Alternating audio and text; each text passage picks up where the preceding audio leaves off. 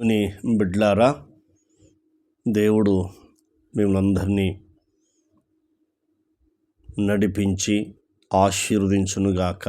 ప్రతి కీడు అపాయము ఆయన తప్పించునుగాక. ఆమేన్, ఆమేన్.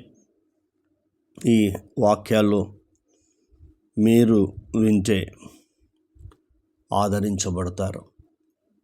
మీరు నిద్రలోనికి వెళ్ళకముందు ఈ మాటలు, దేవుని వాక్కులు, దేవుని వాక్యాలు మీరు వింటే ఎలా ఆదరించబడతారో మనం నేర్చుకుందాం.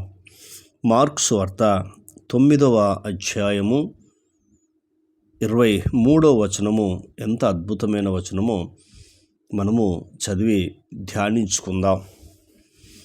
యేసు ప్రభువు స్వయంగా మాట్లాడుతున్నాడు. దాన్ని చూద్దాం. అందుకు యేసు, నమ్ముట నీ వలనైతే నమ్ము వానికి సమస్తమును సాధ్యమే అని అతనితో చెప్పాను అని మాట్లాడుతున్నాడు. అంటే ఎంత అద్భుతం చూడు. ఇక్కడ మాట్లాడుతున్న మాట యేసు ప్రభు చెప్తున్నాడు. ఏ సందర్భాన్ని బట్టి చెప్తుందంటే, తండ్రికి ఒక కుమారుడు ఉన్నాడు. వానికి ఏంటంటే బలహీనత వచ్చింది. అది దయ్యం పట్టింది, మూగ దయ్యము. శిష్యుల దగ్గర తీసుకొచ్చాడు, కానీ వారి వల్ల కాలేదు. ఇప్పుడు యేసు ప్రభు దగ్గర తీసుకొస్తున్నాడు. నీ వల్ల అవుతుందా కాదా అని చెప్పి అని మాట్లాడుతున్నాడు. 22వ వచనంలో, ఏమైనను నీ వలన అయితే మా మీద కనికరపడి మాకు సహాయం చేయమనెను. అంటే నీ వల్ల అయితే నాకు సహాయం చేయమన్నప్పుడు ఇప్పుడు యేసు ప్రభువు వారు 23వ వచనం అంటున్నాడు, నమ్ముట నీ వలన అయితే నమ్ము వానికి సమస్తము సాధ్యమన్నాడు. కింద మన వచనాలు చూస్తున్నప్పుడు అపనమ్మక రాకుండా సహాయం చేయి అని బిగ్గరగా చెప్పాడు. చెప్పి వెంటనే ఆ కుమారుని స్వస్థపరిచాడు. ఆ కుమారుడు ఉన్న ఆ యొక్క దురాత్మను బయటకు పంపించాడు. స్వస్థపరిచి కుమారుని తండ్రికి అప్పగించాడు. ఎంత అద్భుతమో చూడండి. మొదటిది, నమ్మితే నీకు సమస్తము సాధ్యము.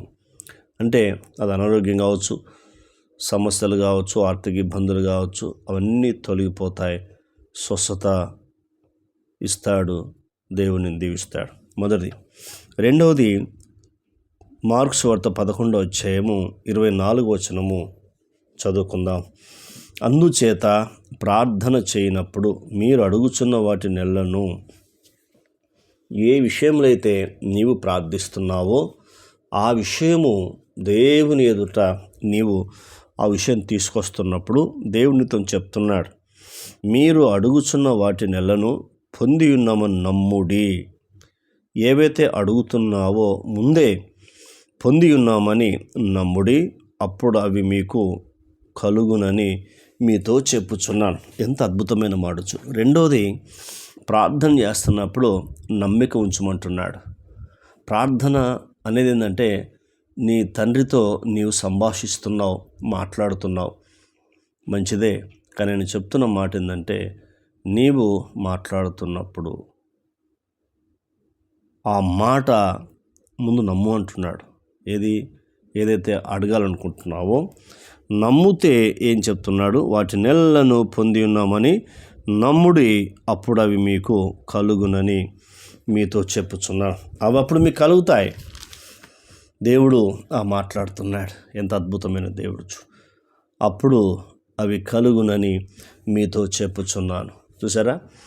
మొదటిది, యేసుక్రీస్తు ప్రభువు వారు చెప్పిన మాట నమ్ముతున్నప్పుడు అద్భుతాన్ని చూడగలుగుతావు. రెండోది, ప్రార్థన చేయుచున్నప్పుడు నమ్ముతున్నప్పుడు ప్రతిఫలాన్ని పొందుకుంటావు. మూడోది మనం చూద్దాం. దేవుడు ఏం మాట్లాడుతున్నాడో మనం చూద్దాం. తన ఇంటి వారందరితో కూడా ఆనందించెను. మూడోది ఏం నేర్చుకుంటున్నామంటే, నీ ఇంటి వారందరితో కూడా ఆనందించే కృపను యేసుక్రీస్తు ప్రభువు వారు కలుగజేస్తాడు.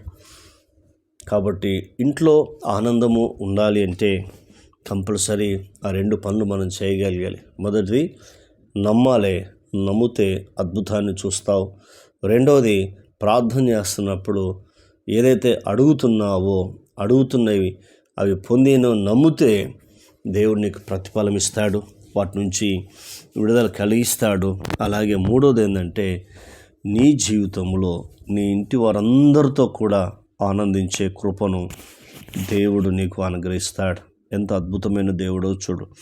అందుకే నేను చాలామందికి దేవుణ్ణి నమ్ముకున్నారు, కానీ దేవుడు ఇలాంటి శ్రమలో, బాధల్లో, కష్టాల నుండి నన్ను విడిపిస్తాడు, నన్ను బాగు చేస్తాడు, నన్ను ఆశీర్వదిస్తాడని నమ్మకం మాత్రం ఈనాడు క్రైస్తవ కుటుంబాలలో కనబడతలేదు. ఎక్కడ చూసినా అది దేవుడికి బాధాకరం. దేవుణ్ణి నమ్ముకున్నావు, బాగానే ఉంది, కానీ శ్రమలలో నమ్ముతున్నావా? బాధలు, కష్టాలు, వ్యాధులు, రోగాల్లో, ఆర్థిక ఇబ్బందుల్లో నమ్ముతున్నావా?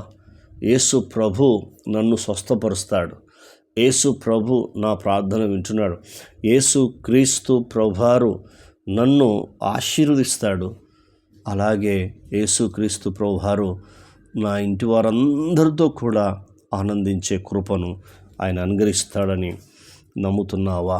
నమ్మితే నీవు కూడా స్వస్థపరచబడతావు, ప్రతిఫలం పొందుకుంటావు, కుటుంబంతో ఆనందిస్తావు. ప్రార్థన. కన్న తండ్రి, నీకు వందనాలు. విన్న మాటలు దుష్టతకు పోకుండా సహాయం చేయి. ఈ మాటల ద్వారా నన్ను ఆదరించి ధైర్యపరిచినందుకు కృతజ్ఞతలు. మమ్మల్ని అందరినీ ఆదరించి ధైర్యపరిచినందుకు వందనాలు. ఇంకా వినబోతున్న వారిని కూడా మీరు ఆదరించి ధైర్యపరుస్తారని విశ్వసిస్తూ, ప్రార్థిస్తూ, కృతజ్ఞతలు చెల్లిస్తూ, యేసుక్రీస్తు నామంలో అడిగినవన్నీ పొందుకున్నాం తండ్రి. ఆమెన్. ఆయన కృప సదాకాలం తోడై ఉండి నడిపించునుగాక. Amen, amen, amen.